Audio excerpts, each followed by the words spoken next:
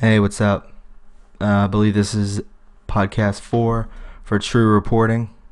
And good evening. Um, I wanted to get into this Trump shithole thing. I think it's hilarious.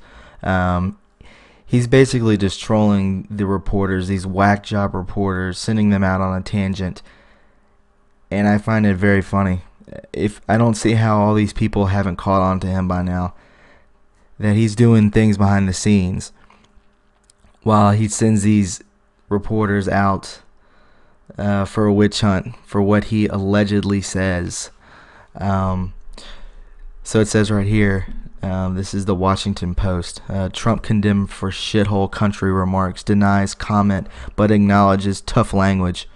President Trump commented about African countries and Haiti, drew condemnation from around the world Friday, putting the White House and Republicans on the defensive, while casting doubt on hopes of resolving disputes in the coming weeks over immigration legislation. Obviously, it's all alleged, so, take it with a grain of salt coming from these people. Senator Lindsey Graham from here, South Carolina, said that he was going to reprimand the president. This dude is a bum. He is. He's a bum. Lindsey Graham needs to get out of there. He's a waste. But yeah, I mean, just if you don't like what he said or supposedly said, you gotta just I don't know. I don't know what you're gonna do. I guess you're too sensitive or something. It doesn't bother me, but I wanted to get into this too. Trump's excellent health after his physical. Right here. I guess, eating McDonald's and KFC and Taco Bell gives you a good physique. I mean, whatever. I think he's like 6'2", 230 something. That's what it says, but I think he's more than that. The president's physical exam today at Walter Reed National Military Medical Center went exceptionally well. Dr. Ronnie L. Jackson, a rear admiral in the Navy and the White House physician, said in a statement, "The president is in excellent health." The brief statement did not include any basic information about Mr. Trump's health, including his weight, blood pressure, or cholesterol levels. The doctors did not indicate what the tests they performed during the exam or whether Mr. Trump, 71 years old, was taking medication. And, whatever. If he is, then he is. I think this is all about that garbage that they started up about him being mentally capable to run things, which is, the guy's playing 5D chess with everybody.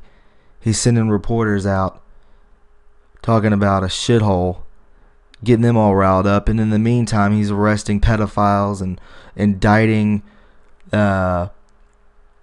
all these criminals and the corruption within our government. He's, seized like 12 or 17 Saudi princes. He's frozen everyone's bank account. He's doing everything. He's helping out this country. He's a true hero.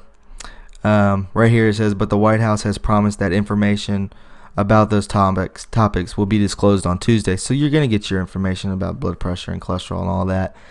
When Dr. Jackson joined Sarah Huckabee Sanders, the White House press secretary, during a briefing for the news media. I'll tune in for that. I'll see what kind of shape this guy's in. I want to end on something light. Martin Luther King Jr. says Trump doesn't understand why we honor his civil rights leader's father, which is, this is coming from the New York Daily News. So, good Lord.